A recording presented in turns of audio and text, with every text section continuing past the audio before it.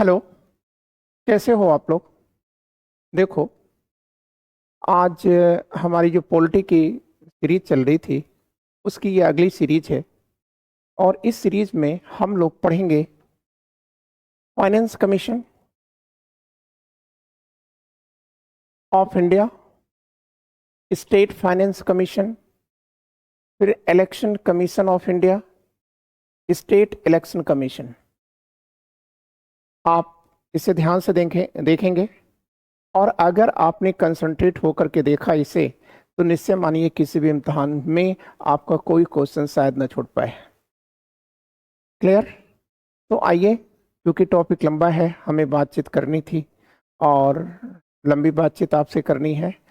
फिलहाल एक चीज़ आपको और सूचित करना चाहते हैं कि अगर आप हमसे कुछ भी जानना चाहते हैं, पूछना चाहते हैं, तो आप मेरे व्हाट्सएप नंबर 9415361462 पर मैसेज भेज सकते हैं। वैसे इस पे कॉल भी कर सकते हैं, लेकिन कॉल करने से हो सकता है कि मैं कहीं और व्यस्त हूँ, आप लोगों के लिए ही मैटर तैयार कर रहा हूँ, तो ऐसी स्थिति में हो सकता है वो ना उठ पाए। लेकिन अगर व्हाट्सएप कॉलिंग रहेगी, अरे व्हाट्सएप पर रहेगा, मैसेज रहेगा, ठीक है, तो ऐसी स्थिति में उसे देख करके थोड़ा देर ही सही लेकिन आपको उसका आंसर मिल जाएगा। ठीक है, तो आइए फिलहाल हम लोग चर्चा करते हैं इसमें फाइनेंस कमीशन के बारे में। और फाइनेंस कमीशन में पहली चीज आपको क्या सीखना था, तो आइए थोड़ा अगली पेज को ले लेते हैं, फिर देखते हैं हम लोग क्या कर सकते हैं अच्छा से अच्छा। देखिए, पहली चीज एक जनरल इंफॉर्मेशन आपको कि जो फाइनेंस कमीशन है वो वर्तमान में कौन सा फाइनेंस कमीशन चल रहा है। तो आप कहोगे कि सर ये 16th फाइनेंस कमीशन है, और ये 16th फाइनेंस कमीशन की नियुक्ति जो होती है वह 31 दिसंबर को होती है, मतलब 2023 में होती है। क्लियर? और ये कब तक रहेगा? तो जाहिर सी बात है कि आप इसमें 5 जोड़ दीजिए, क्योंकि फाइनेंस कमीशन 5 वर्ष के लिए आता है। ठीक है, अब एक चीज आपने यहां पर सीख लिया ना, 5 ईयर सीख लिया, 5 वर्ष के लिए होता है। एक चीज आप और याद रखना, 5 वर्ष 5 सदस्य। ठीक है, 5 वर्ष है और 5 सदस्य हैं। देखिए ना आप, 1 2 3 4 और ये 5। ठीक है, तो इसका मतलब क्या हुआ, ये जो 4 हुए ये कौन हुए, ये आप कहेंगे सर मेंबर है। और एक कौन है, ये अध्यक्ष है या चेयर पर्सन है। कौन है ये अध्यक्ष वर्तमान में? अरविंद पनगरिया है। ठीक है, और ये अरविंद पनगरिया, ठीक है, फाइनेंस कमीशन का चीफ बनने से पहले पर कहां पर थे? तो आप कहेंगे कि सर ये नीति आयोग के, ठीक है, डिप्टी चेयरमैन थे, क्योंकि चेयरमैन तो कौन होगा? प्राइम मिनिस्टर होगा।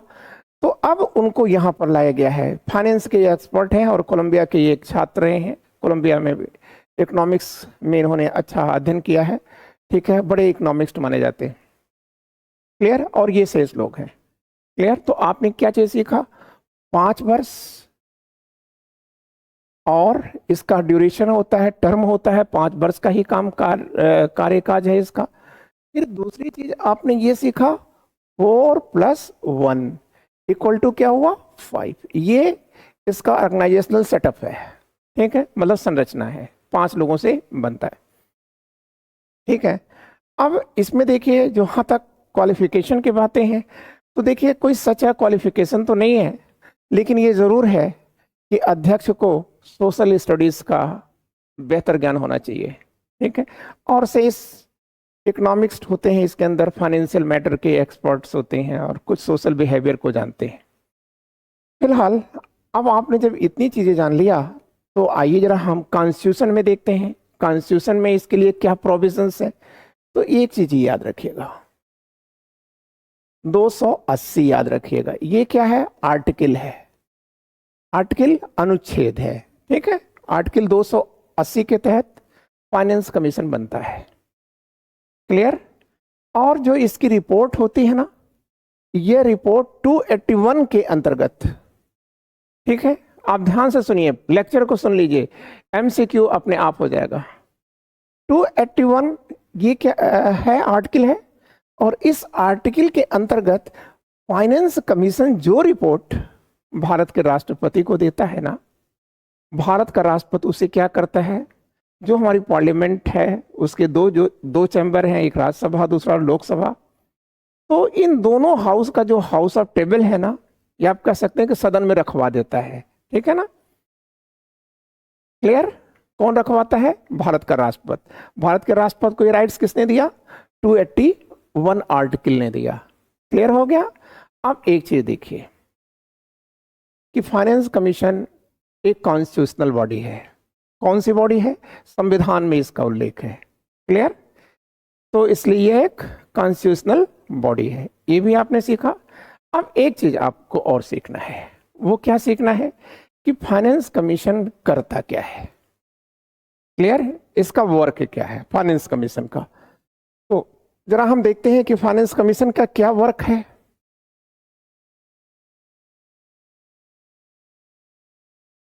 तो देखो, फर्स्ट चीज तो वर्क आप याद रखना। ठीक है भाई, पहली सी बात है कि इनकी जो नियुक्ति होती है वो भारत के राष्ट्रपति महोदय करते हैं। तो राष्ट्रपति महोदय ने फाइनेंस से संबंधित यदि कोई कार्य इनको सौंपा है तो इनको करना ही होगा। एक, क्लियर। दूसरी बात, एक कार्य तो इनका ये हो गया, दूसरा कार्य क्या है इनका, तो ये पढ़ो क्या लिखा जा रहा है,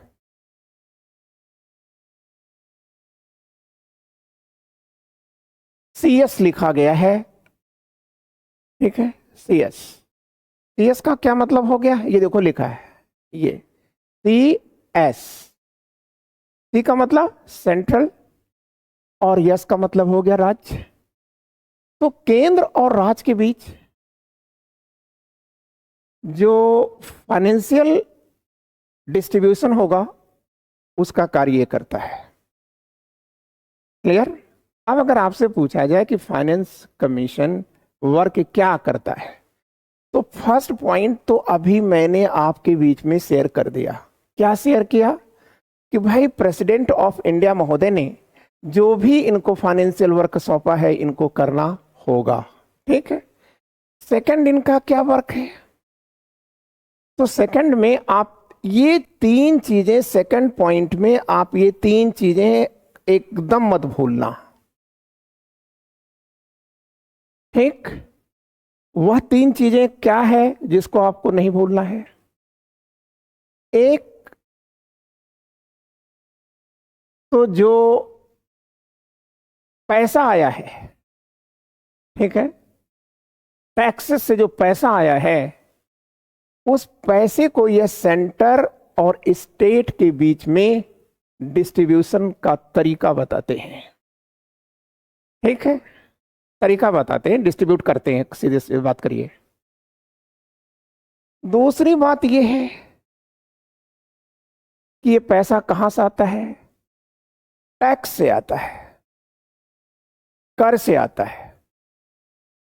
ठीक है, तो ये करों के संदर्भ में क्या करते हैं, ये करों के संदर्भ में भी वो दो चीजें बताते हैं। ठीक, क्या दो चीजें बताते हैं, ठीक है, तो आप कहेंगे कि कौन सा टैक्स स्टेट को दिया जाए और कौन सा टैक्स सेंटर को दिया जाए। इसका मतलब टैक्स में भी एलोकेशन करते हैं ये। क्लियर हो गया। एक और बात है, कंसोलिडेटेड फंड। ठीक, संचित निधि में कैसे और पैसा लाया जाए यह बताते हैं ये। मतलब कंसोलिडेटेड फंड में पैसा लाने का रास्ता बताते हैं, सुझाव बताते हैं, सिद्धांत बताते हैं। ठीक, पहला सिद्धांत क्या बताया कि सेंट्रल स्टेट के बीच में किस सिद्धांत के आधार पर पैसे का वितरण होगा, एक तो ये बताते हैं। दूसरी चीज टैक्स में एलोकेशन करते हैं, और फिर तीसरी चीज कंसोलिडेटेड फंड कैसे बढ़ाया जाए इसके लिए सुझाव देते हैं। अब यहां आपके मन में आ रहा होगा कि सर कंसोलिडेटेड फंड तो दो जगह होता है, एक तो सेंटर में भी होता है कि स्टेट में भी होता है, दोनों के लिए रास्ता बताते हैं। एक और भी कार्य करते हैं ये कमीशन करता है। क्या करता है? आपने बहुत बार सुना होगा grants in add. Grants in add को आपने सुना होगा। तो देखो ग्रांट्स इन एड में क्या है। देखो जब कोई स्टेट है ना, राज्य है ना, तो जब किसी राज्य का जो स्टेट फाइनेंस कमीशन है, यदि वो सेंट्रल के फाइनेंस कमीशन से मांग करता है कि सर हमें अतिरिक्त पैसा चाहिए, ठीक है, तो वह अतिरिक्त पैसा देने के लिए सेंट्रल ही है जो ग्रांट्स इन एड को, ठीक है, मंजूरी देता भी है, नहीं भी देता है वो अलग की बातें हैं, वैसे प्राय दे ही देता है, ठीक है। और क्या कार्य है इसका, ठीक है। तो आप कहेंगे जिस स्टेट को यह ग्रांट्स इन एड देता है उस स्टेट को कहते क्या है? Preferred state. प्रिफर्ड स्टेट कहते हैं, मतलब वरीयता उनको दी गई है, ठीक है, मोस्ट फेवर स्टेट बोला जाता है, ठीक है। तो ये चीजें आपने समझ लिया, इनका ये वर्क क्या है, क्लियर? तो ये आपके सामने है, कंप्लीट हमने इनको बताया, ठीक है। अब इसकी नियुक्ति कौन करता है? तो भारत के राष्ट्रपति करते हैं, क्लियर? तो आइए अब यहां से हम जो क्वेश्चंस बनते हैं उन क्वेश्चन को सॉल्व करते हैं और देखते हैं कि और क्या कुछ नरेशन की जरूरत है। तो देखिए, ये तो आप जान ही गए, बिना पढ़े हुए आपने कर लिया कि जो वित्त आयोग है, ठीक है, उसका निर्माण प्रति कितने वर्ष पर होता है? 5 वर्ष पर होता है, ठीक है। फिर कहां लिखा है? तो आप कहोगे सर आर्टिकल, ये देखो लिखा है, ये देखो ये लिखा है आर्टिकल 280 में लिखा है ये, ठीक है, क्लियर हो गया। फिर अगला उठाओ, देखो क्या लिखा है,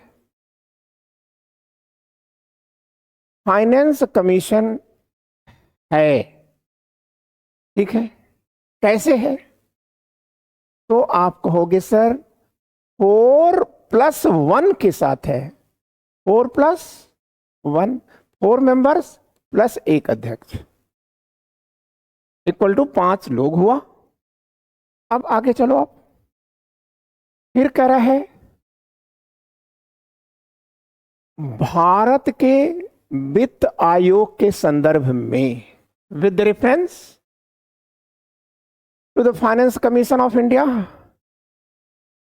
कह रहा है कि भारत के वित्त आयोग के संदर्भ में निम्नलिखित में क्या सत्य है ये बताओ आप। ये कह रहा है यही बताओ आप भाई। तो कह रहा है कि यह प्रोत्साहित करता है विदेशी जो कैपिटल है, पूंजी है, ठीक है, कि वह कहां लगा दिया जाए? तो आप कहेंगे देश के इंफ्रास्ट्रक्चर के डेवलपमेंट में, ठीक है। आप याद रखिएगा यह कार्य फाइनेंस कमीशन का नहीं है कि विदेशी कैपिटल का आप इनफ्लो कराएंगे कहां, ठीक है, आधारभूत देश के आंतरिक भागों में जो सड़क बनाने के लिए, तालाब बनाने के लिए, यह आपका काम नहीं है, ठीक है। आपका काम बस उतना ही है जितना आपको बताया गया, भैया पैसा कहां से आ रहा है, कैसे कंसोलिडेशन में पढ़ाओगे, राष्ट्रपति ने तुम्हें क्या निर्देश दिया, बस उतने तक सीमित रखो, ठीक है। तो ये तुम्हारा काम नहीं है। अब बात यह है कि it facilities distribution of finance among the public sector, मतलब जो सार्वजनिक उद्यम है, उद्योग धंधे हैं, उनके विकास के लिए फैसिलिटीज देना नहीं, ये आपका काम नहीं है, ये भी आपका काम नहीं है, ठीक है। फिर कह रहे हैं कि वित्तीय जो प्रशासन है, फाइनेंशियल जो एडमिनिस्ट्रेशन है उसमें पारदर्शिता को सुनिश्चित करना, ठीक है, to ensure transparency in financial administration. नहीं सर ये भी आपका काम नहीं है, तो ये भी आपका काम नहीं है, ये भी आपका काम नहीं है, ठीक है। अरे ये क्या हो रहा है, हाँ फिर कह रहा है कि none of the statements A B and C given above is a correct in this context. कह रहा है सही हो गया, कह रहा है कि इसमें से न तो ये सही है, न ये सही है, न ये सही है, ठीक है, मतलब सभी गलत है। तो कह रहा है कि none of the statement ABC is given above is correct. Sir ये कोई सही नहीं है, तो आपका आंसर क्या आया, आपका आंसर आया डी। क्लियर, अब आगे चलते हैं। हाँ एक चीज याद रखना कि फाइनेंस कमीशन का जो कार्य हमने बताया वो कार्य कहाँ लिखा है, ठीक है, तो आप कह देना कि सर 283 में फाइनेंस कमीशन के ड्यूटीज लिखी गई हैं। क्या लिखी गई हैं, राष्ट्रपति ने तुम्हें जो कहा भाई वो करो, फाइनेंस से संबंधित। दूसरी चीज ये बताओ कि सेंट्रल स्टेट रिलेशन में जो फाइनेंस है उसको एलोकेट करो, ठीक है। तीसरा कार्य क्या है आपका, कंसोलिडेटेड जो फंड है वो कैसे बढ़ेगा वो सिद्धांत बताओ, चाहे राज्य का हो या केंद्र का हो, ठीक है। फिर कह रहा है ग्रांट्स इन एड दो, इसके बाद कुछ मत याद रखना, ठीक है। क्लियर, आगे जो याद रखने वाली चीजें वो आ जाएगी, ठीक है ना। बस एकदम तुम्हारी नजरें बच्चों किस पर आनी चाहिए, तो आप कहोगे मछली पर, मछली की आंख पर, ठीक है। अब देखो क्या है, कह रहा है निम्न पर विचार करो। क्या विचार करोगे, फाइनेंस कमीशन का सिस्टम पर, जो उसका फंक्शन का तरीका है उस पर विचार करो। तो ये कहाँ लिखा है फंक्शन का तरीका, तो आप कहोगे कि सर 283 में, ठीक है। क्लियर, आई बता दिया था। फिर कह रहा है विचार करो, to allow the withdrawal of money out of consolidated fund of India, जो भारत का संचित निधि है उससे पैसा निकालना। आप कौन होते बताने वाले, क्योंकि कंसोलिडेटेड फंड किसका है, वो भारत की जनता का है, और भारत की जनता का प्रतिनिधि कौन है, फाइनेंस कमीशन तो है नहीं, आप तो एक नौकरशाह हो भाई। तो भारत की जनता का प्रतिनिधि लोकसभा में बैठता है भाई, ठीक है। तो इसका मतलब कंसोलिडेटेड फंड इसके अधीन है, लोकसभा के अधीन है, वो बताएगा ना कि कहां से पैसा निकाला जाएगा कि नहीं निकाला जाएगा, ठीक है। क्लियर, उसका ऑडिट भी आप नहीं कर सकते हो, ठीक है। अब आगे चलो, वो सब बात संसद में देखा जाएगा। इधर देखो, ये तो हो गया, इसका मतलब ये गलत हो गया ना। फिर कह रहा है कि to allocate between the state share proceed of tax. जाहिर सी बात है कि टैक्स का शेयर राज्यों में कैसे होगा ये बताओ, तो राज्यों के बीच में टैक्स का शेयर, ये तो सही है सर, ठीक है। फिर कह रहा है to consider application for grants in aid from state. भाई देखो सीधी सी बात है, अगर किसी राज्य ने आपके सामने याचना किया है, एप्लीकेशन दिया है कि सर हमें अतिरिक्त धन चाहिए, तो आप तो विचार करोगे ना, तो आप कहिएगा यस सर, ठीक है। अगर किसी प्रांत ने अतिरिक्त धन की मांग किया है तो उस पर विचार करना, ठीक है, ग्रांट से उसको देना, ठीक है, और उस पर विचार करना। तो इसका मतलब 2 भी सही है, 3 भी सही है। कह रहा है कि to supervise and report on whether the union and state government are levying taxes according with budgetary provision. आप कौन होते हो, ठीक है, आप कौन होते हो कि बजट के अनुसार सेंट्रल और स्टेट, ठीक है, टैक्सों को लगा रही हैं और टैक्सों को नहीं लगा रही हैं, वसूल रही हैं, नहीं वसूल रही हैं। सर इसके लिए आप नहीं होते हो, ठीक है। क्लियर, इसका मतलब सर आपको सुपरविजन का अधिकार नहीं है कि आप सेंट्रल गवर्नमेंट या स्टेट गवर्नमेंट पर यह देखें कि किसने टैक्स बजट के अनुरूप लगाया है या नहीं लगाया है, ठीक है, आपका राइट्स नहीं। फिर कह रहा है अच्छा, लिविंग, अच्छा। The correct statement in the above is, 2 3, 2 और 3, मतलब बी आपका आंसर सही हो गया। ठीक, फिर हम लोग आगे चलते हैं। फिर कह रहा है कि जो वित्त आयोग है मेनली वो संबंधित है, ठीक है, मुख्यतः वो संबंधित है किस, क्या, sending recommendation to the president, ठीक है, प्रेसिडेंट को, ठीक है, वित्त आयोग अपना रिकमेंडेशन सौंपता है मुख्य रूप से, ठीक है ना, क्लियर। तो कौन सी रिपोर्ट सौंपता है? The finance commission is mainly concerned with sending recommendation to the president. तो कौन सा रिकमेंडेशन वो भेजता है, यही ना। तो कहोगे by the principle of grant to state, उस सिद्धांत को बताओ, वह रिपोर्ट जिसमें वो लिखता है कि हमने जो पैसा दिया है स्टेट को, उसका सिद्धांत क्या है, ठीक है, क्लियर। फिर कह रहा है distribution of taxes between state and union, ठीक है, ग्रांट जो आपने स्टेट को दिया है उसका सिद्धांत क्या है, इसकी रिपोर्ट किसको भेजोगे? भारत के राष्ट्रपति को भेजोगे। दूसरा क्या है, जो टैक्स है उस टैक्स को किस सिद्धांत पर आपने राज्य और केंद्र के बीच में विभाजन किया है, यह रिपोर्ट भी भेजोगे आप। इसका मतलब दोनों रिपोर्ट भेजोगे ना आप, ठीक है। तो इसका मतलब इसका आंसर क्या आएगा? आपका ये आंसर आया, ठीक है। A and B both are, हाँ बोथ आर, मतलब ये बोथ जो है इसी से रिलेट करते हैं, ठीक। मतलब भारत के राष्ट्रपति को ये 2 रिपोर्ट भेजता है, ठीक है। कौन सी रिपोर्ट भेजता है? एक ग्रांट जो स्टेट को दी गई है वो किस सिद्धांत पर की गई है, और दूसरा यह है कि टैक्स का केंद्र और राज्यों के बीच में किस सिद्धांत पर, ठीक है, एलोकेशन या वितरण किया गया है। फिर कह रहा है who are the following shall cause every recommendation made by the finance commission to the laid before each house of parliament, ठीक है। कह रहा है हु आर द फॉलोइंग, इनमें से कौन है जो फाइनेंस कमीशन की रिपोर्ट को, ठीक है, सदन के पटल पर रखवाता है। तो सीधी सी बात है यार, इसमें पढ़ना ही क्या है, 281 के तहत रखवाता है वो, ठीक है, ये हमने लिख भी दिया है, 281 प्रेसिडेंट, ठीक। अब कह रहा है the state finance has been established under Indian constitution. देखो 73 अमेंडमेंट सभी परिचित है,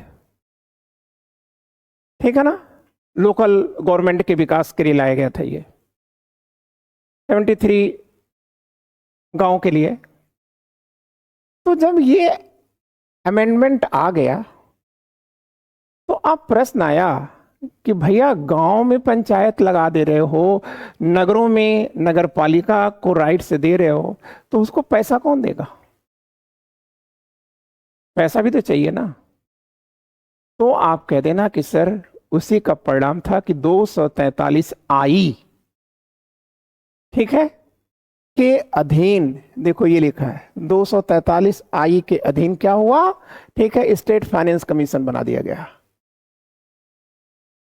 क्लियर हो गया? आगे चलो। Which among the following is responsible for the revenue sharing between the state government and the local government? देखो देश बड़ा है ना, तो जब देश बड़ा है तो आप बताओ क्या सेंट्रल फाइनेंस कमीशन ये सब कुछ कर लेगा? नहीं। तो इसके लिए इन्होंने एक काम किया कि जो हमारी लोकल बॉडीज हैं,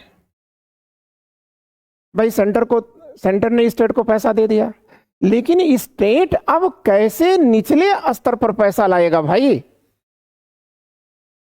ठीक है। तो आप कहोगे कि सर ठीक है, उसी के लिए तो स्टेट फाइनेंस कमीशन बनाया गया था। तो आप कहेंगे स्टेट गवर्नमेंट और लोकल गवर्नमेंट के बीच, ठीक है, जो रेवेन्यू की शेयरिंग होती है वह स्टेट फाइनेंस कमीशन करता है, ठीक ना। आगे चलो, तो कह रहा है the main agency for the settlement of physical dispute. देखो, कह रहा है कि यूनियन और स्टेट के बीच, ठीक है, अगर भाई कोई झगड़ा होता है पैसे का लेकर, फाइनेंस को लेकर कोई झगड़ा होता है, तो उसका समाधान कौन करेगा? यार समाधान एक ही व्यक्ति करेगा। झगड़ा जहां वहां निर्णय आएगा, जहां निर्णय वहां न्याय होगा। तो न्याय का काम कौन करता है? ठीक है, सुप्रीम कोर्ट करता है भाई, हो गया काम खत्म। ठीक है, चाहे पैसे का झगड़ा हो, चाहे किसी का झगड़ा हो, चाहे वो केंद्र के बीच में हो, राज्य का बीच में हो, हमारे आपके बीच में झगड़ा हो, उसको न्यायपालिका ही तय करेगी। वहां मिनिस्टर ऑफ लॉ कहाँ आ गए, फाइनेंस मिनिस्टर कहाँ आ गए, फाइनेंस कमीशन कहाँ आ गया, सब फालतू बातें। ये तो एक ही काम करता है, वो है सुप्रीम कोर्ट। क्लियर? तो मैंने आपसे कहा था कि जब मैं शुरू का लेक्चर दूं, आप उस पर कंसंट्रेट रहिए। आगे आइए। अब देखो, अगला जो पोर्शन है, ये दूसरा टॉपिक शुरू हो जाता है, इलेक्शन कमीशन ऑफ इंडिया।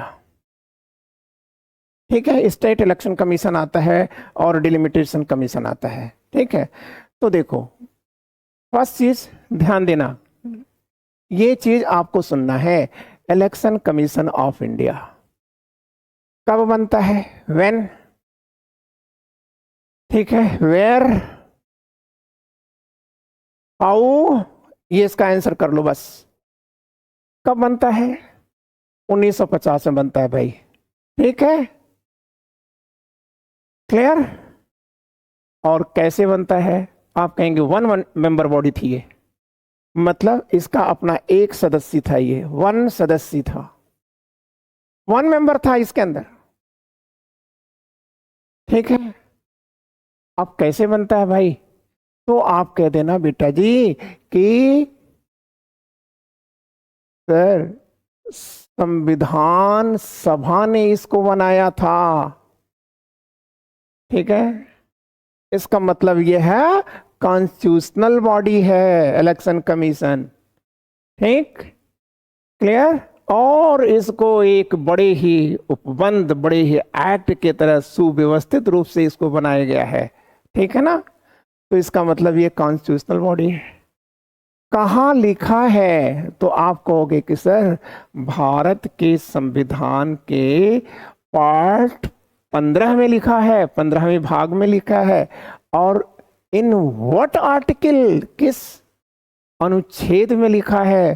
तो आप कहोगे कि सर ठीक है, यह 6 आर्टिकल्स में है, मतलब 324 से लेकर के 329 तक है। ठीक है, किसका विवरण है?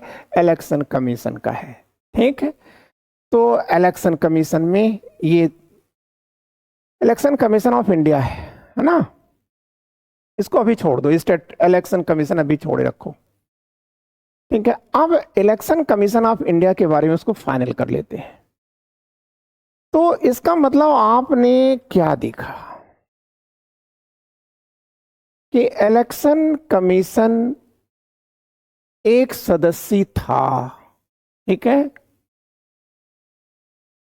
एक ही इसमें मेंबर हुआ करता था और वो अध्यक्ष था। लेकिन देखो, एक वर्ष आता है 1989, समझ गए? और प्राइम मिनिस्टर है राजीव गांधी। इसी साल वो 2 काम करते हैं भाई। ठीक है ना? एक कार्य तो ये करते हैं कि जो वोटर्स हैं उनकी आयु को 21 से घटा करके 18 कर देते हैं। एक तो इन्होंने ये कार्य किया। दूसरा कार्य इन्होंने एक और ये किया कि जो हमारी आयोग की, मतलब ईसीआई की पहली महिला अध्यक्ष हैं, एकमात्र महिला अध्यक्ष बी रामा देवी। ठीक है, उनके तुरंत बाद यहां टीएन शेषन इलेक्शन कमीशन के चीफ बनकर आए, मतलब चीफ इलेक्शन कमिश्नर बनकर आए। काफी टाइट आदमी थे वो, मतलब अगर सही पूछा जाए तो भारत के इलेक्शन चुनाव आयोग को अगर किसी ने परिचय कराया आम जनता से तो वह थे टीएन शेषन। तो टीएन शेषन के काल में ही 1989 में 89 में इसे बहुत सदस्य बना दिया गया। ठीक है, मतलब 2 और मेंबर जोड़ दिए गए। क्लियर। अब टीएन शेषन जैसे तेज तर्रार व्यक्ति इस बात को कैसे स्वीकार कर लेंगे कि भाई आप हमारे पावर्स को डिवाइड करोगे? ठीक है, आप हमारे पावर को क्यों डिवाइड कर रहे हो? तो टीएन शेषन साहब ये चले जाते हैं कहाँ? सुप्रीम कोर्ट में। जब ये सुप्रीम कोर्ट में गए तो सुप्रीम कोर्ट ने कहा कि नहीं नहीं नहीं, नहीं पार्लियामेंट राइट्स है, तो इसका मतलब 1993 से ये बहुसदस्यीय हो गया। ठीक है, वैसे मतलब शुरुआत तो इसकी 1989 से हुई थी, तो आप तो 89 में ही निशान लगाएंगे, 1989 में ही लगाएंगे। ठीक है, तो ये चीजें आपने देखा है ना। तो अब वहां पर एक चीज याद रखना कि जब ये बहुत सदस्य होगा तो इसका स्ट्रक्चर ऐसे हो जाएगा। एक तो होगा chief election commissioner of India, इसकी सहायता के लिए 2 लोग आएंगे। ठीक है, 1 और 2 लोग आए। एक तो इसमें वर्तमान में ज्ञानेंद्र जी हैं, शायद मुझे लगता है दूसरे देख लीजिएगा, वैसे ज्ञानेंद्र का तो मैं कंफर्म हूं, दूसरे मुझे लगता है कि सुशील चंद्रा हैं क्या। ठीक है, तो ये चीजें हैं, 2 पॉइंट है, 1 और 2। इनको अदर कमिश्नर कहा जाता है। ठीक है, ये भी कमिश्नर ही कहे जाएंगे, लेकिन ये चीफ है और ये अन्य हैं। तो एक बात याद रखना, ये जो है ना, इनकी नियुक्ति कौन करेगा? इन दोनों की। तो आप कहोगे कि सर इनकी नियुक्ति एक समिति करती है, और उस समिति में कौन कौन होता है? तो देखो, पीएम होता है और उसकी कैबिनेट का कोई मेंबर होता है, प्राय अभी तक तो होम मिनिस्टर रहे, तो यहां हमने लिख दिया होम मिनिस्टर। इसके बाद लीडर ऑफ अपोजिशन रहेगा, विपक्ष का, लोकसभा में विपक्ष का नेता रहेगा। तो ये 3 लोग ही, ठीक है, इनको कर देते हैं, मतलब रिकमेंड कर देते हैं, और उसके बाद भारत के राष्ट्रपति महोदय अपना सिग्नेचर कर देते हैं और ये नियुक्त हो जाते हैं। ठीक है, लेकिन इनको हटाने के लिए वो सब बड़ा इजी है, बहुत आसान तरीका है। जिस दिन चीफ इलेक्शन कमिश्नर इनसे मतभेद कर गए तो इन्होंने एक रिकमेंड कर दिया कि साहब ये आदमी का मिसकंडक्ट है। ठीक है, तो मिसकंडक्ट के आधार पर यदि चीफ इलेक्शन कमिश्नर इनको रिकमेंड कर देते हैं तो इनकी सेवाएं खत्म मान ली जाएंगी। ठीक है, इन दोनों की खत्म हो जाती है। ठीक, अब बात आता है कि चीफ इलेक्शन कमिश्नर की नियुक्ति भी तो राष्ट्रपति करते हैं। ठीक है, लेकिन इनको कैसे हटाया जाएगा? आप कहोगे नहीं सर, इनको हटाने का तरीका बहुत टफ है सर। ठीक है, क्या टफ है तरीका इनको? तो देखो यार, हमारे यहाँ संसद है ना, तो हमारे संसद के 2 चैम्बर है ना, एक काउंसिल ऑफ स्टेट है, एक तो राज्यसभा है और दूसरा फेडरल असेंबली है, लोकसभा है। ठीक है, लोअर हाउस है। तो दोनों सदन का 2/3 मेजॉरिटी चाहिए इसको हटाने के लिए, तभी भारत का राष्ट्रपति से हटा सकता है। तो आप कहेंगे कि सर ये तो लगता है जैसे सुप्रीम कोर्ट जैसी व्यवस्था है, जैसे सुप्रीम कोर्ट के जजों को हटाया जाता है। तो आप कहिएगा यस, सुप्रीम कोर्ट के न्यायाधीशों को हटाने की जो प्रक्रिया है, ठीक है, वही प्रक्रिया तो सीआई के कमिश्नर की भी है। ठीक है, लेकिन आप कह दीजिएगा तो इसका मतलब सर, इसका मतलब ये चुनाव आयोग क्या एक न्यायिक संस्था है? तो आप कहोगे सर कंप्लीट तो नहीं है, लेकिन क्वासी जुडिशियल सिस्टम है, कमीशन है ये। ठीक है, क्वासी का मतलब अर्ध न्यायिक संस्था है। और फिर कहोगे इसका मतलब ये है कि जब ये अर्ध न्यायिक हो गया तो इसका मतलब सीधा सीधा हो गया कि यह प्लीजर का पद नहीं हो सकता, राष्ट्रपति के प्लीजर का पद नहीं हो सकता, उनकी खुशी तक नहीं हो सकता। ठीक है, इसका मतलब, ठीक है, इनको हटाने के लिए बड़ी टिपिकल प्रोसेस है। ठीक है, यह प्लीजर का पद नहीं है, क्योंकि यह न्यायिक पद भी है, तमाम फैसले भी देता है, आगे चल के हम लोग करेंगे। ठीक है, एक बात और याद रखो, अब पूछा जाए आपसे कि भैया अब तक तो आपने ये बताया कि इनका स्ट्रक्चर क्या है, ठीक है, कैसे नियुक्ति होती, कैसे हटते हैं, ठीक है, कौन कौन है, ठीक है, लेकिन अब आप ये बताओ कि इनका काम क्या है। कुछ नहीं काम है। ठीक है, इधर देखो, का काम है इनका। तो जब तक हम इसको करें, आप टाइम किल ना करें, आप सीधे लिख दें फट से। ठीक है, 3 बातें लिख दीजिएगा। क्या 3 बातें लिखोगे भाई? देखो, फर्स्ट चीज तो ये दिखाओ इनका ड्यूटी क्या है। देश में सबसे बड़ा कौन है? भारत का राष्ट्रपति। तो भारत के राष्ट्रपति का इलेक्शन कौन कराता है? ईसीआई कराती है। प्रेसिडेंट से नीचे कौन आता है? उपराष्ट्रपति आते हैं ना, वाइस प्रेसिडेंट आते हैं ना। तो इसका मतलब वाइस प्रेसिडेंट का भी इलेक्शन यही कराते हैं। ठीक है, और इसका मतलब संसद के दोनों सदन है ना, तो लोकसभा का इस समय तो इलेक्शन चल ही रहा है। ठीक है, क्लियर। और दूसरी तरफ राज्यसभा का भी होता है भाई, तो राज्यसभा का भी इलेक्शन कराएगा, यही कराता है भाई। ठीक है, तो 2 काम हो गया। ये इनको एक ही में जोड़ लीजिए, प्रेसिडेंट और वाइस प्रेसिडेंट को एक में कर लीजिए, और ये 2 कर लीजिए, संसद 2 कर लीजिए। और तीसरा कार्य क्या है? स्टेट इलेक्शन भी यही कराता है। कौन कराता है? राज्यों का जो विधानसभाओं का चुनाव होता है वो यही कराता है, लेकिन इसके नीचे मत उतरना। ठीक है, कौन कौन हुआ? 1 2 3 काम ये हो गया।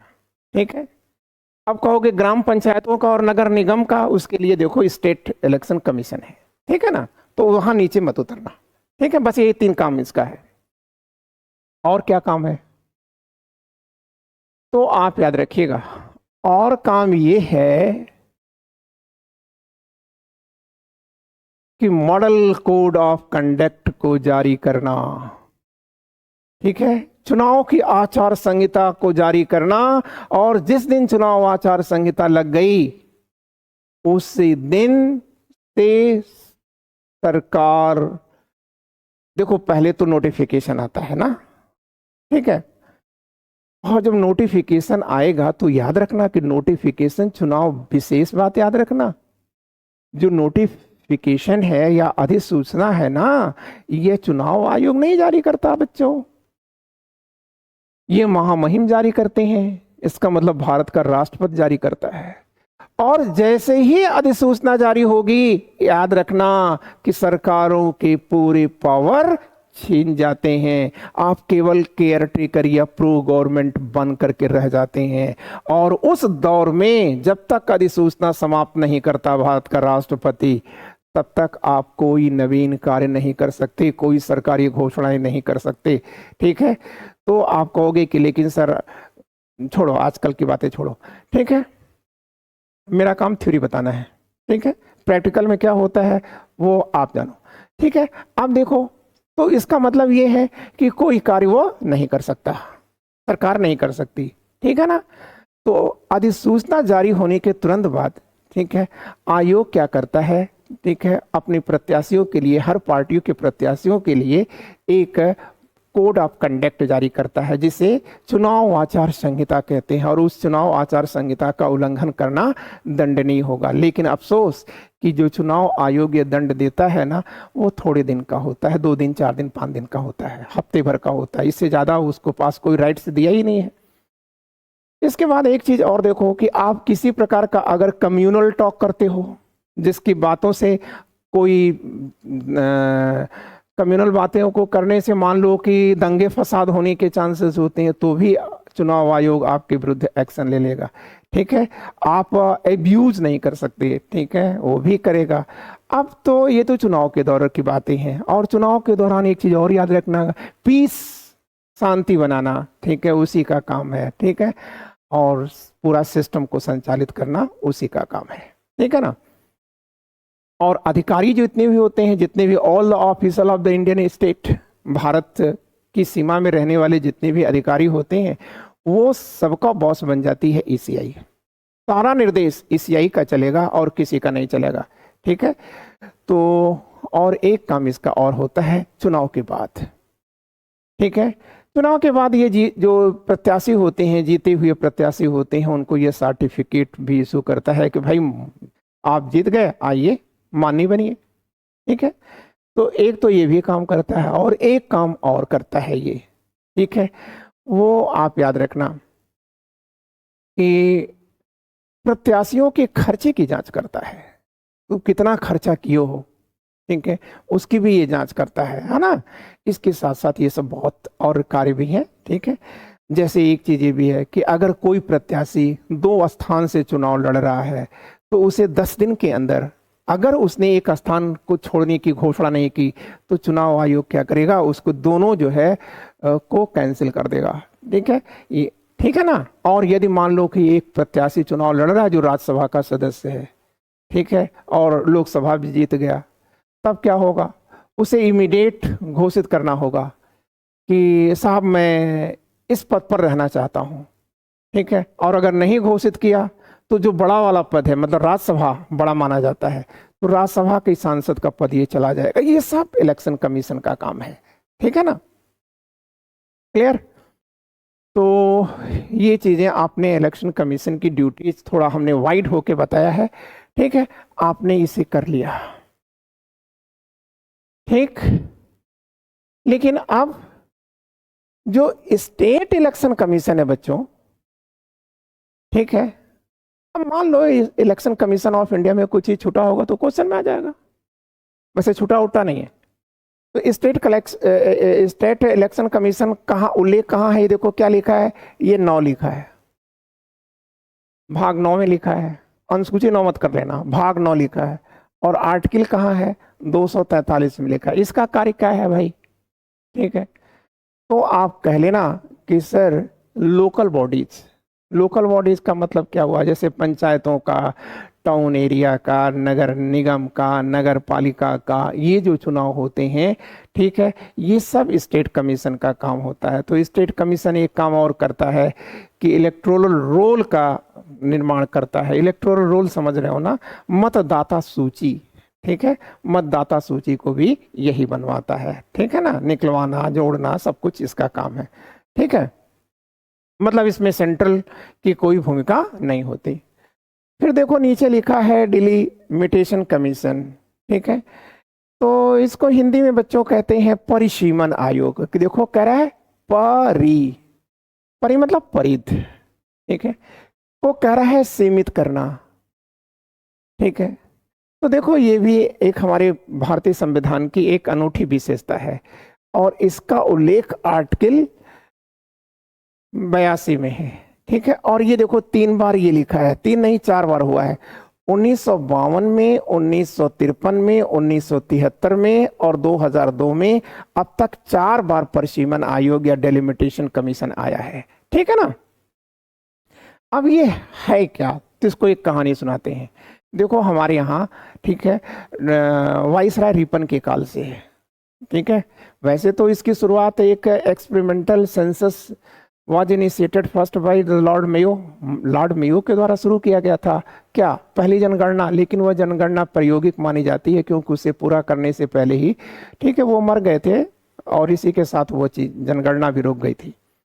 लेकिन जो हमारे पास नियमित जनगणना आई थी, ठीक है, जो हो रही है, तो आप कहोगे कि सर वो 1981 में वाइसराय रिपन के काल से शुरू हुई थी सर, और वो अभी तक हमारे बीच में चली आ रही है। हाँ, ये अफसोस हमें है कि 2021 में जो सेंसस होना चाहिए था वो सेंसस अब तक नहीं हो पाया है। ठीक है, तो क्विकली होगा, वो तो पॉलिसीज है, सरकार की पॉलिसीज है।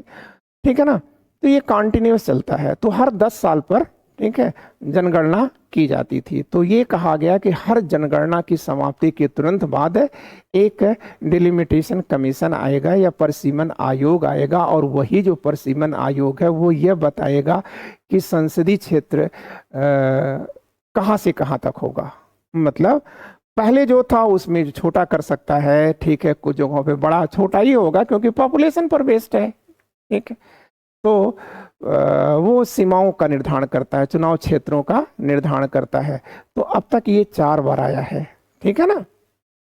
लेकिन 2002 में इन्होंने यह कह के रोक दिया कि हम 2026 में के बाद ही परिसीमन आयोग लेकर आएंगे, ठीक है। इसके पीछे क्या लॉजिक था? 2026 वो कौन सी डेट आपको बता दिया, किस ज्योतिषी ने बता दिया? एक्चुअल में इनका एक अनुमान है, इनका मतलब सरकार का एक अनुमान है कि 2026 तक नॉर्थ और साउथ, ठीक है, दोनों की पॉपुलेशन लगभग स्टैग्नेंट हो जाएंगी और तब हम जनगणना कराएंगे, ठीक है ना। ये बातें रही, ठीक है। लेकिन एक बात याद रखना कि जो डिलिमिटेशन कमीशन की रिपोर्ट आती है, उस रिपोर्ट को कोई भी चुनौती नहीं दे सकता, उसमें कोई परिवर्तन नहीं कर सकता। अब आप सोचते हो क्या पार्लियामेंट भी नहीं कर सकती? नहीं सर। विधानसभा कर सकती है? नहीं कर सकती। जब पार्लियामेंट नहीं कर सकती तो विधानसभा कैसे कर सकती है? तो क्या सुप्रीम कोर्ट? जब पार्लियामेंट नहीं कर सकती तो सुप्रीम कोर्ट कैसे कर पाएगी? इसका मतलब डेलिमिटेशन कमेटी की जो रिपोर्ट आती है, सॉरी कमीशन की जो रिपोर्ट आती है, वो फाइनल रिपोर्ट होती है, उसमें कोई चेंज नहीं कर पाएगा, ठीक है। आगे चलते हैं, ठीक है। 4 बार आया है, याद रखना। आप क्वेश्चन करो, ठीक है। आप तुरंत धड़ धड़ धड़ धड़ धड़ सारे क्वेश्चन कर जाओगे। आओ,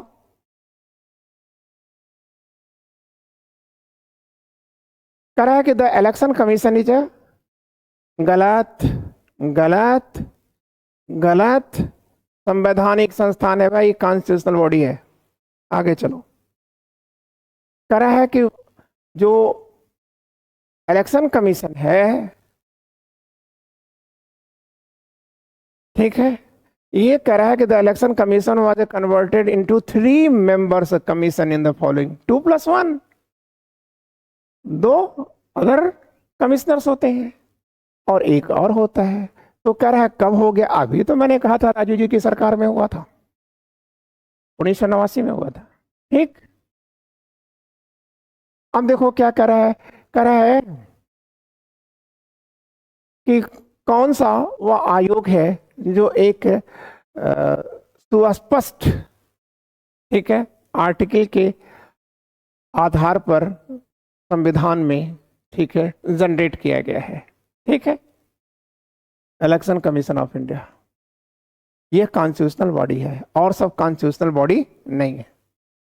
ये आईएएस 2006 का क्वेश्चन था। आइए अगला, कह रहा है कि जो नीचे दिए गए हैं उस पर विचार करो। क्या विचार करा रहा है? कह रहा है the chief election commissioner and other election commissioner enjoy equal power. पहले ही गलत है यार, ठीक है, पहले ही है गलत। एक तरफ चीफ इलेक्शन कमिश्नर की बात कर रहा है, फिर करा अदर इलेक्शन कमीशन की बात है। भाई सीधी सी बात है, इसके पहले चीफ लगा है यार, तो कुछ तो अलग है, ठीक है। इसमें पढ़ने की जरूरत ही नहीं थी, आप सब भूल जाइए, ठीक है। तो आप कहोगे कि नहीं सर इक्वल कैसे हो सकता है सर, और ठीक है इक्वल और अनइक्वल सैलरी तो होती है, ठीक है। तो इसका मतलब ये गलत है। कभी भी चीफ इलेक्शन कमिश्नर और अदर कमिश्नर बराबर नहीं हो सकते, अभी मैंने आपको समझाया है लेक्चर में। फिर कह रहा है कि the chief election commissioner is entitled to the, सीधी सी बात है यार, अभी हमने आपको समझाया था कि the chief election commissioner is entitled to the same salary as provided to the जज ऑफ द सुप्रीम कोर्ट। भाई सीधी सी बात है यार, सुप्रीम कोर्ट के जजों की बात उसको हटाया जा सकता है और सुप्रीम कोर्ट के जजों जैसा उसको वेतन दिया जाता है, ठीक है। क्वासी, ठीक है, जुडिशियल बॉडी है वो, ठीक है, अर्ध न्यायिक संस्थान है वो। तो इसका मतलब पहला तो भाई गलत हो गया, दूसरा सही है। फिर कह रहा है the chief election commissioner shall not be removed from his office expert in like manner and like ground जज, ठीक है, उसको उसी विधियों से हटाया जा सकता है जिस प्रकार के सुप्रीम कोर्ट के जज को। ये भी सही है, समझाया था आपको, ये भी सही है। फिर कह रहा है द टर्म ऑफिस, ये 2 बार हो गया, the term of office of the election commissioner is 5 year. नहीं, 5 वर्ष नहीं होता, ठीक है, 6 वर्ष होता है, 65 वर्ष होता है, और इसमें से जो भी पहले हो जाए, ठीक है, ये लिखा है विच एवर इज अर्लियर। तो आप एक काम करो, 6 वर्ष और 65 वर्ष, लेकिन यहां पर क्या लिखा है, ठीक है, 5 वर्ष लिखा है और 62 वर्ष लिखा है, ठीक है, क्लियर। तो ये आप जान गए, अब निशान इसमें लगा लो, कौन सा होगा, 2 और 3, 2 और 3, ठीक है, आगे चलो। ये तो बताने की जरूरत ही नहीं रही, तो अपने आप क्वेश्चन आपका खत्म हो गया, ठीक है, चलो आगे बढ़ जाते। 6 वर्ष, 65 वर्ष, जो भी पहले हो। फिर कह रहा है the chief election commissioner of India is appointed by, किसके द्वारा नियुक्त किया जाता है मुख्य निर्वाचन आयुक्त को, प्रेसिडेंट के द्वारा, ठीक है, उत्तराखंड का क्वेश्चन है ये।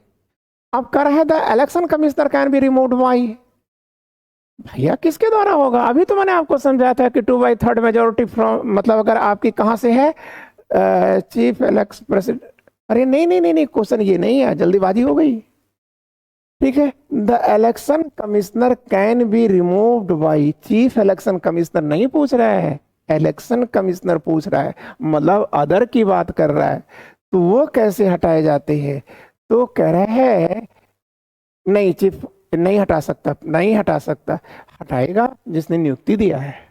तो कह रहा है कि president on the recommendation of the chief election commissioner, मतलब चीफ इलेक्शन कमीशन की रिकमेंडेशन पर भारत का राष्ट्रपति ही उनको हटा सकता है, ठीक है। ध्यान रखना, प्री के क्वेश्चन में कभी भी ओवर कॉन्फिडेंस और जल्दीबाजी नहीं दिखाई जाती है।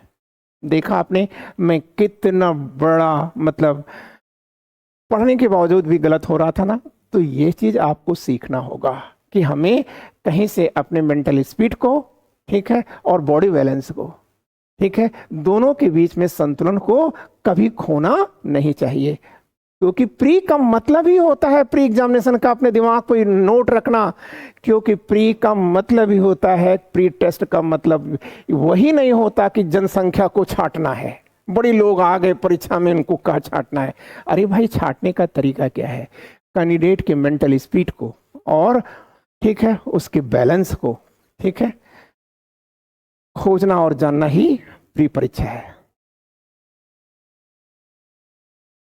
अब आओ, chief election commissioner can be removed from the post by, हाँ, चीफ इलेक्शन कमिश्नर में आप ये कह सकते हो, ये वाला है,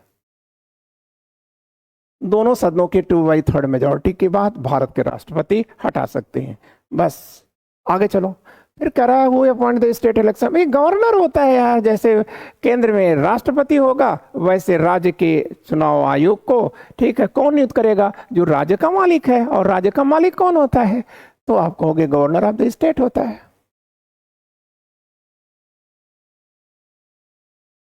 कह रहा है which of the following is not related to the election commission, ये क्वेश्चन बहुत धांसू है, लेकिन हमने पहले ही बता दिया है आपको, ठीक है, कि निम्नलिखित में से कौन जो है वो इलेक्शन कमीशन का कार्य नहीं है, तो issuing the notification of election, ठीक है, अधिसूचना को जारी करने का राइट किसको है, तो आप कहोगे भारत के राष्ट्रपति को है, ठीक है, तो हो तो गया।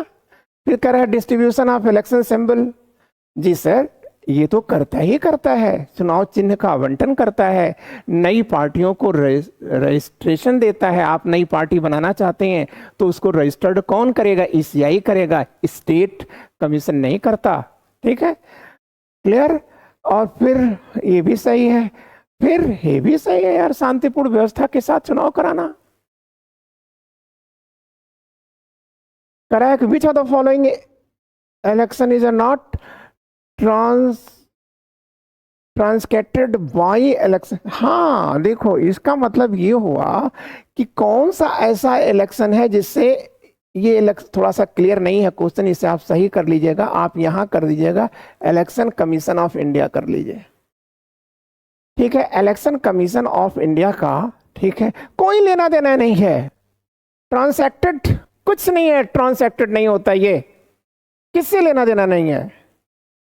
तो आप कहोगे हमने शुरू में ही बता दिया था कि लोकल बॉडीज का कार्य वो नहीं है, उसका काम राष्ट्रपति उपराष्ट्रपति दोनों सदनों के सदस्यों और किसका, ठीक है, एमएलए के चुनाव का निर्धारण करना होता है। लोकल बॉडीज पे थोड़ा ना काम करेगा, ठीक है।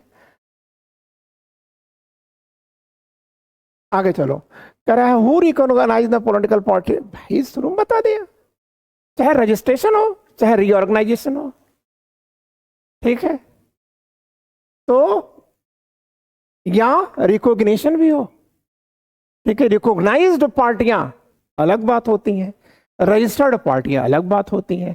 तो रिकॉग्नाइज्ड पार्टियों में, ठीक है, स्टेट पार्टी आती है, नेशनल पार्टी आती है, ठीक है। तो ये किसका काम है, इलेक्शन कमीशन ऑफ इंडिया का काम है, ठीक है। नई नई पार्टी आपने बताया है तो रजिस्टर्ड पार्टी है। जब उसको आपने कुछ बताया था ना, आपको सारी शर्तें उर्तें बताया था कि किसे स्टेट पार्टी कहते हैं, किसे नेशनल पार्टी कहते हैं ना, तो वह उसको कहते हैं रिकॉग्नाइज्ड पार्टी। फिर कह रहा है consider the following function of state election commission and select correct answer by using code below, ठीक है। तो ये पूछ रहा है कि जो ये कमेटी है, क्या बोला जाता है, स्टेट जो इलेक्शन कमीशन है, उसमें क्या सत्य है, उसमें चूज करना है आपको। ये टाइपिंग थोड़ी गड़बड़ हो गई है, ठीक है, सॉरी फॉर, ये चीजें दिख नहीं रहा है, ठीक है। आइए आगे चलते हैं, फिर इसे देख लेंगे क्या है, ठीक है। यह समझा तो देते ही हैं क्या क्या लिखा है। फिर हाल कह रहा है कि consider the following function of state election commission, मतलब इलेक्शन कमीशन जो स्टेट का है उस पर विचार करो, and select correct answer by using code given. तो चलो नहीं वो दिख रहा है तो हम लोग बना लेते हैं, ठीक है। कह रहा है कि prepare the electoral rolls for panchayat and municipalities election in the state. मतलब कह रहा है कि जो स्टेट कमीशन है, इलेक्शन कमीशन है, उसका क्या कार्य है। तो आप कह दो कि सर इलेक्टोरल रोल का निर्माण करना। इलेक्टोरल रोल का मतलब मतदाताओं का, ठीक है, किसको वोट देना है, किसको, मतदाता पत्र, ठीक है। फिर कहोगे conduct election for panchayat and municipalities, जी सर ये भी काम है, ये भी काम है, ये भी काम है। फिर कह रहा है कि conduct election to the various bodies except panchayat and, नहीं नहीं नहीं नहीं नहीं, कह रहा है कि पंचायत और म्युनिसिपैलिटीज के अतिरिक्त अगर गवर्नर ने कुछ अन्य चुनाव कराने के कहा है तो वो करेंगे। नहीं, ऐसा नहीं कर सकते, गवर्नर इनको कोई निर्देश नहीं दे सकते ऐसा करने के लिए, ठीक है। अब बच्चा सॉरी, अच्छा हाँ पढ़ा जा सकता है। ये कह रहा है कि prepares the electoral rolls and conduct election as assigned by the election commission of India. Election commission of India ने यदि उनको, ठीक है, कोई कार्य सौंपा है, जैसे preparation of electoral rolls and conduct election as assigned by the, हाँ वो कह रहा है कि देखिए जो इलेक्शन कमीशन ऑफ इंडिया है, यदि स्टेट इलेक्शन कमीशन को, ठीक है, इलेक्टोरल रोल या मतदाता पहचान पत्र बनाने का दायित्व सौंपा है तो उसे वो करेंगे। नहीं, ये सब काम उसका नहीं है, ठीक है। अब ये गलत हो गया, तो ये दो गलत हो गया बच्चों, ये दो सही है, ठीक है, सॉरी फॉर, ठीक है, ये ओवरलैपिंग हो गई है। कह रहा है कि with reference to delimitation commission consider the following statement. कह रहा है कि जो परिसीमन आयोग है उसके संदर्भ में क्या मतलब उस delimitation commission consider the following statement, ये डिलिमिटेशन कमीशन पर जो बातें दी गई हैं उस पर आपको विचार करने की बातें कर रहा है। और फिर कह रहा है कि आप इसमें जो सत्य है उसको आप लिखिए, ठीक है। तो सब तो बता दिया था, इसको पढ़ाने की जरूरत ही नहीं रह गई, ठीक। कह दो कि delimitation commission can not be challenged in a court. Court में अभी बताया था कि भैया ना पार्लियामेंट नहीं टच कर सकती, स्टेट नहीं कर सकता, कोर्ट नहीं कर सकता, जो इसने बना के दे दे वो फाइनल है, बस। तो सही है। कह रहा है कि when order of delimitation commission is late, नहीं, मतलब कोई भी नहीं चेंज कर सकता है यार, चाहे लोकसभा हो चाहे राज्यसभा हो, कोर्ट ही नहीं, कोई भी नहीं चेंज कर सकता। इसका मतलब बोथ आर द ट्रू, एक और दो दोनों सही है। ठीक है, अब इससे नीचे पढ़ने की जरूरत ही नहीं है। हाँ ये लिखा भी है। ठीक, आगे चलो। Under which article the state election commission operates the election of urban bodies. ठीक है, जो शहरी निकाय होते हैं उसको, उसका चुनाव कौन कराता है? स्टेट इलेक्शन कमीशन कराता है। तो कहता है वो कौन सा एक्ट है? ये है। ठीक, 243 के। चलो आगे। National voter day is celebrated on, जो देखो नेशनल वोटर डे, ठीक है, राष्ट्रीय मतदाता दिवस हर साल 25 जनवरी को मनाया जाता है। ठीक, आगे है नहीं है। अब कह रहा है कि election by the post is called, जो पोस्ट के द्वारा मत दिए जाते हैं उसको क्या कहा जाता है? ठीक है, तो आप कह देना कि सर उसे अर्ली वोटिंग कहा जाता है। ठीक है, एब्सेंटी वोटिंग कहा जाता है, अर्ली एब्सेंटी, और इनडायरेक्ट बैलेट के नाम से पुकारा जाता है। फिर से बोल दे रहे हैं, अर्ली मतलब मतदान हुआ ही नहीं कि बैलेट से आ गया, अरे पोस्टल से मत पत्र आ गया। फिर दूसरी बात इन्होंने और क्या कहा? दूसरी बात इन्होंने कहा है कि सर इसे अर्ली कहा जाता है, ठीक है, इसे एब्सेंटी कहा जाता है। भाई मेरी पोस्टिंग किसी सरकारी अधिकारियों, ये सरकारी अधिकारियों के लिए ही होता है। ठीक है भाई, मेरी ड्यूटी चुनाव में कहीं और लगी है और मैं अपने यहाँ जा करके वोट नहीं दे पा रहा हूँ, तो ठीक है सर आप अपना पोस्टल से भेज दीजिए। ठीक है, क्लियर? तो इनडायरेक्ट बैलेट के नाम से जाना जाता है। ठीक है, तो बच्चों आज इतना ही। ठीक है, मैं सोचता हूँ कि आपके लिए हम और हमारा मैटर कारगर रहा होगा। ठीक है, आप कमेंट करिएगा, लिखिएगा। ठीक है, और फिर हम लोग कल मिलते हैं। Thank you, good day.